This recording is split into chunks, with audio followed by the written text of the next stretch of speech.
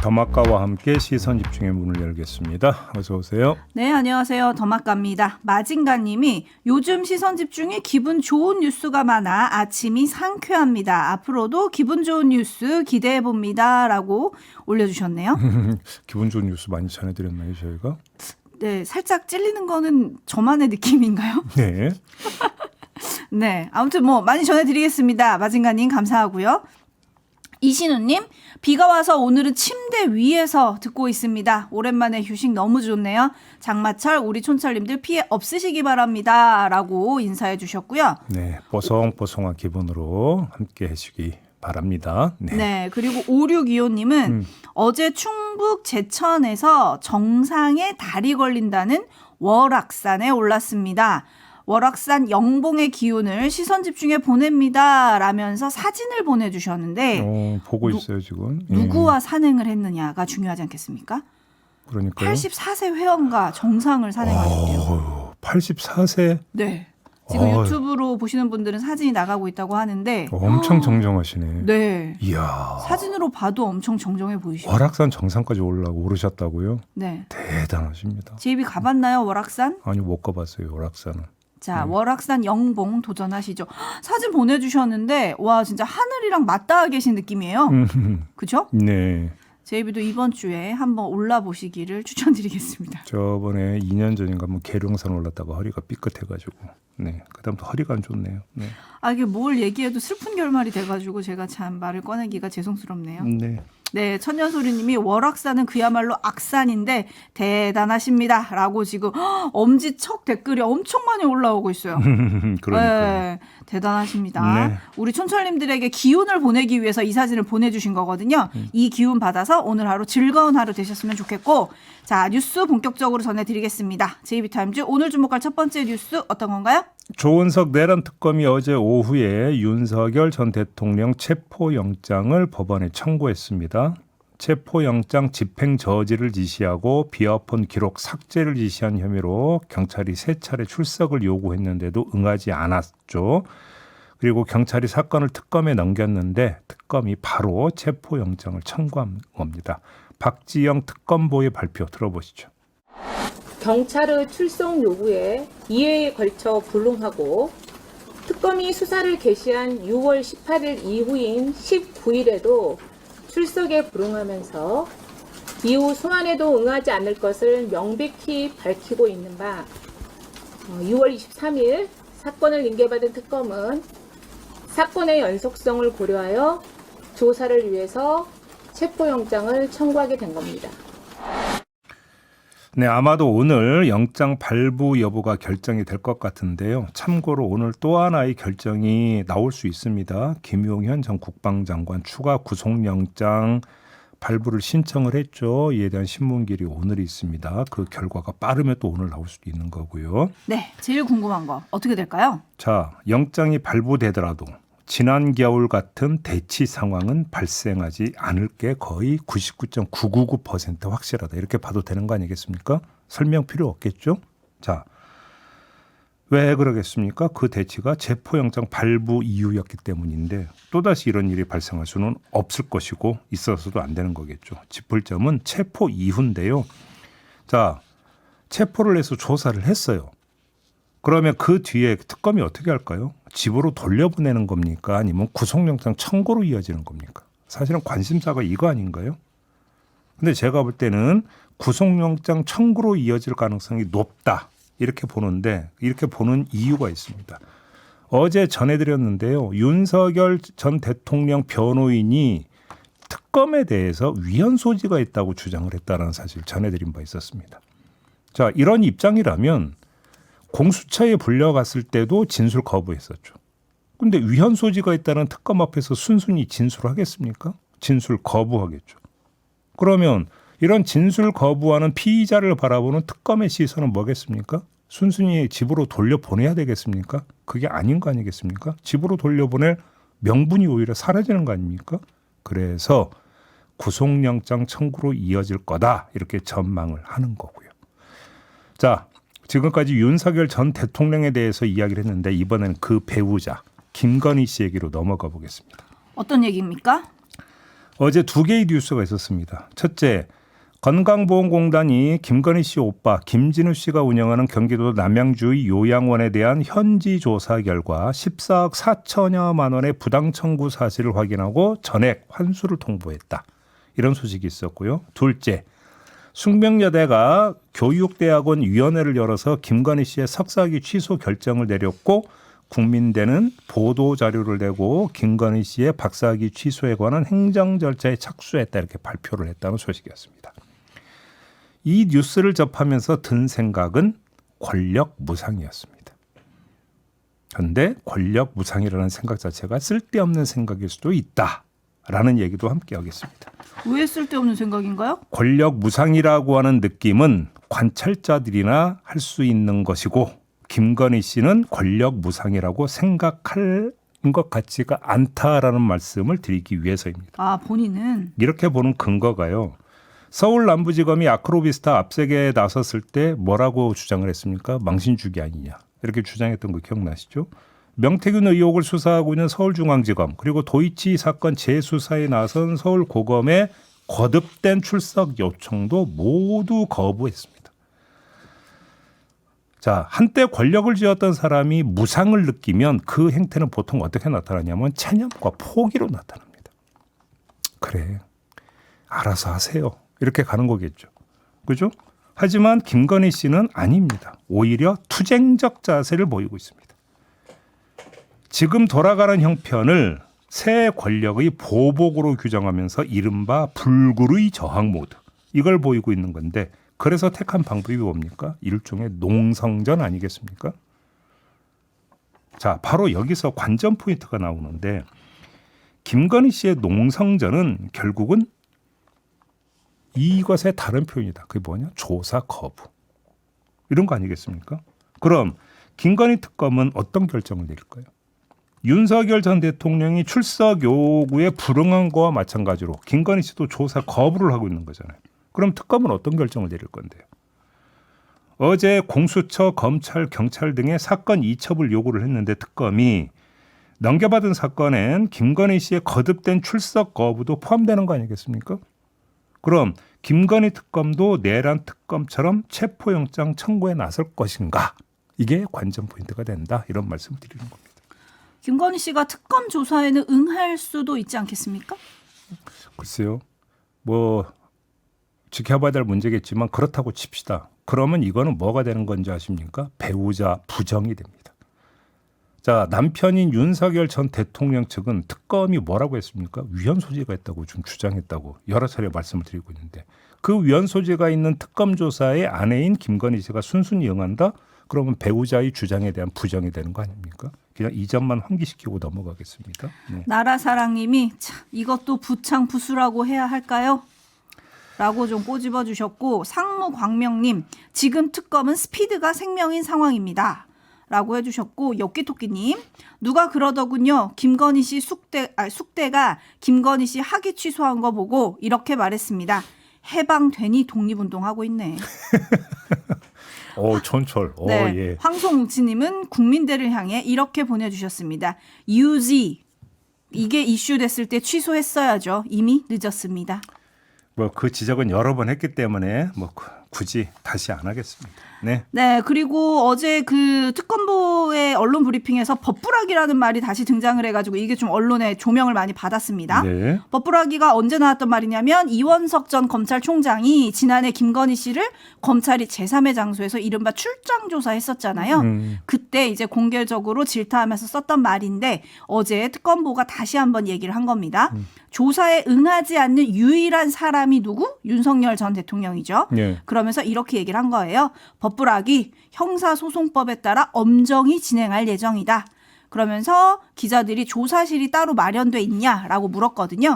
거기에는 이렇게 되물었습니다. 특별하게 마련해야 되나요? 그 원칙이죠, 사실. 네. 더 이상의 특혜는 없다. 이 말인 것 같고요. 근데 윤석열 전 대통령의 법률 대리인단 바로 입장문을 냈습니다. 특검이 발족된 후에 일정 조율을 거쳐서 조사에 응할 계획이었으나 특검은 윤석열 전 대통령에 대해서 단 한 차례도 출석 요구나 소환 통보를 하지 않고 기습적인 체포 영장 청구를 한 상황이다. 아까 그 박지영 특검부의 발표 전해드렸잖아요. 그러니까 경찰의 거듭된 출석 요청과 불응을 특검은 연속된 것으로 이해를 했던 것 아니겠습니까? 그러니까 잔망스러운 법기술 또 발휘하려고 하는 건데 특검은 별로 귀담아 듣는 것 같지는 않습니다. 네, 해와 달림의 촌철로 마무리하겠습니다. 윤석열 본인은 절차 밟아서 계엄 내란 일으켰습니까? 네. 라고 물어주셨어요. 그 얘기하니까 요 소식까지 좀 전해드려야 될 것 같습니다. 지난해 12월 4일 계엄 선포 다음 날이죠. 네. 삼청동 안가 모임이 있었습니다. 다들 기억하시죠? 이 모임에 참석한 사람이 지금까지 4명으로 알려져 있었습니다. 이상민 당시 행안부 장관, 박성재 당시 법무부 장관, 이완규 당시 법제처장, 김주현 당시 민정수석 이렇게 4명으로 알려져 있었는데 한 명이 더 있었다고 합니다. 한 명이 더 있었다. 한정화 당시 법률 비서관이 삼청동 안가 모임에 참석한 것으로 확인이 됐다고 합니다.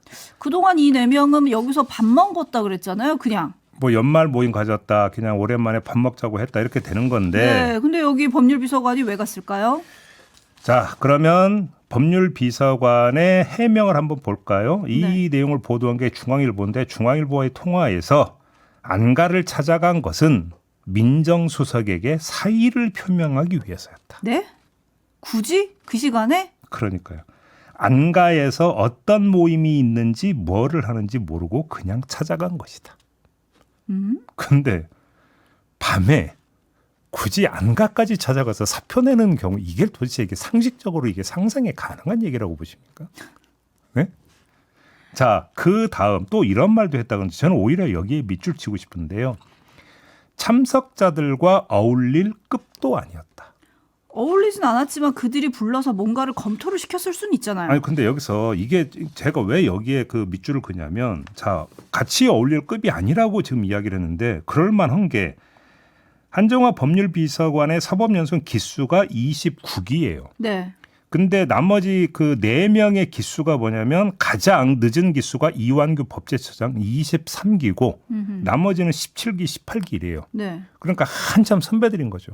그러니까 삼청동 안가 모임에 참석했던 4명이 주장했던 그냥 밥만 먹었어요에서 같이 밥 먹을 속칭 짬밥이 아니다. 라는 얘기가 되는 거예요. 오히려 거꾸로.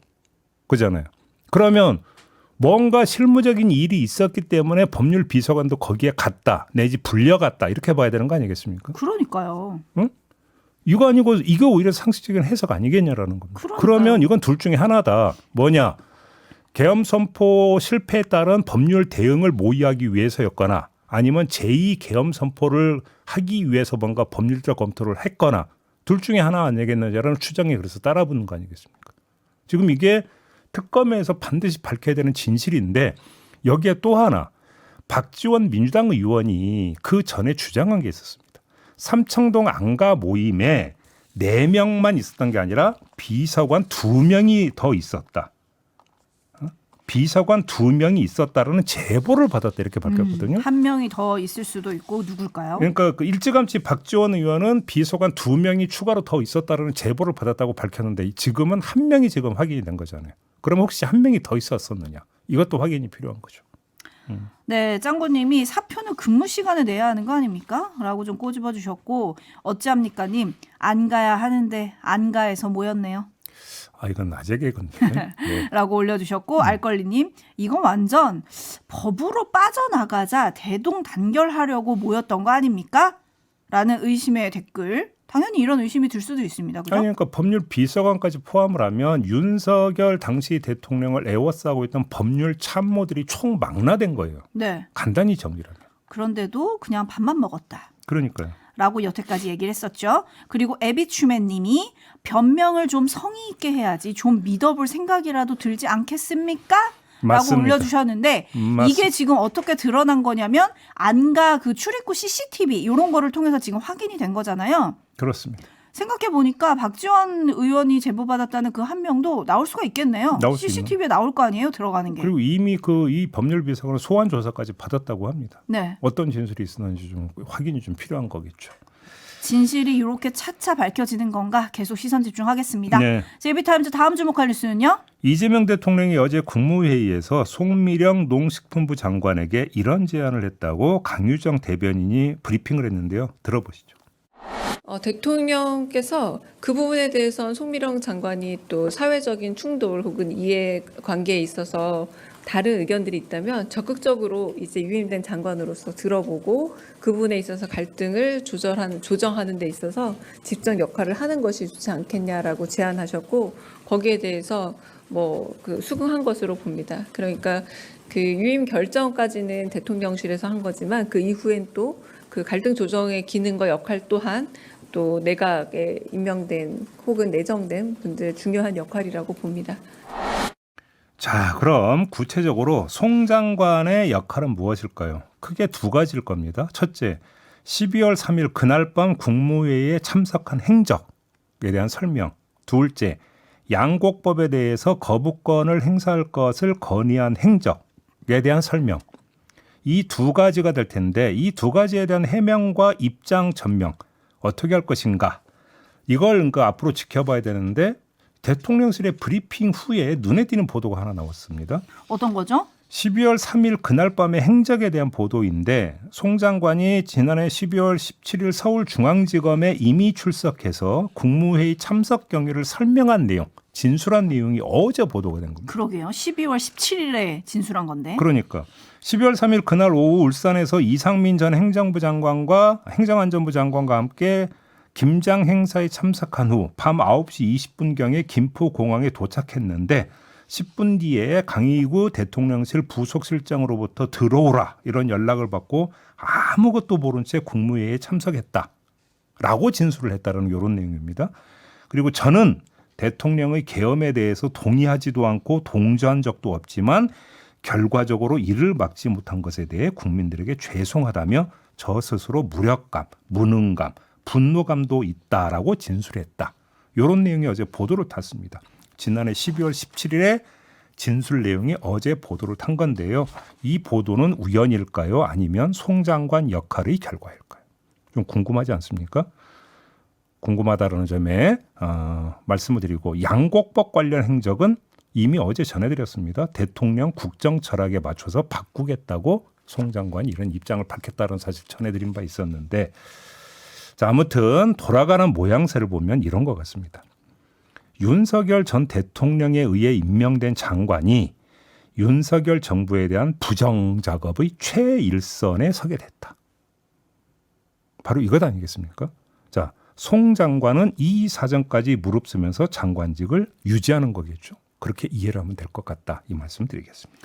네, 다시금 회자가 되는 송미령 장관의 입장 중에 이런 것도 있습니다. 12월 3일 내란 이후 열흘 만에 국회에서 했던 말인데요. 더불어민주당 주철현 의원의 질문부터 들어보시죠. 장관 되신 게 좀 후회가 되기도 하지요. 많이 후회됩니다. 네, 그때 많이 후회됩니다 이랬는데 지금은 어떨까요? 후회가 아니라 이제 유임이 된 거지 않습니까? 뭐 새로운 의지를 다지고 있는 걸까요? 뭐 궁금한데요. 아무튼 또 농민단체는 좀 강하게 반발을 하고 있지 않습니까? 잠시 후에 전농 입장 들어보도록 하겠습니다. 네, 토토로님이 장관 스스로 매듭을 풀어가라. 밥상은 차려졌으니 밥은 본인이 떠먹어야죠. 이런 상황인 것 같습니다. 라고 보내주셨고 라디오 헤드님은 송 장관의 속내가 이런 거 아닐까요? 라고 하면서 영화 대사 하나를 인용해서 이렇게 얘기해 주셨어요. 내가 내각에 남을 줄 알았나. 뭔지 아시죠? 네. JB타임즈 다음 주목할 뉴스는요? 시간이니까 짧게만 좀 전해드릴 것 같은데요. 한 회사원이 지난해 제주항공 여객기 참사 직후 박한신 당시 유가족협의회 대표를 가짜 유족이다. 민주당 권리당원이다. 이런 식으로 비난하는 글을 온라인에 올렸었습니다. 명백한 허위 사실이었는데요. 재판에 넘겨졌거든요. 법원이 벌금 3천만 원을 선고를 했습니다. 세다고 봐야 됩니까? 약하다고 봐야 됩니까? 뭐 실형보다는 뭐하지만 3천만 원이라는 액수는 그렇게 적은 액수는 아닙니다. 아무튼 판사가 밝힌 판결 이유는 이런 겁니다. 온 국민이 함께 슬퍼하던 시기에 사실이 아님이 명백한 내용을 근거로 피해자를 비난하고 조롱했다. 이는 인간으로서의 기본적인 공감 능력이 결여된 행위로 결코 용납될 수 없다. 이렇게 판결 이유를 밝혔다고 합니다. 마무리해야 될 것 같네요. 더마카 수고하셨습니다. 고맙습니다.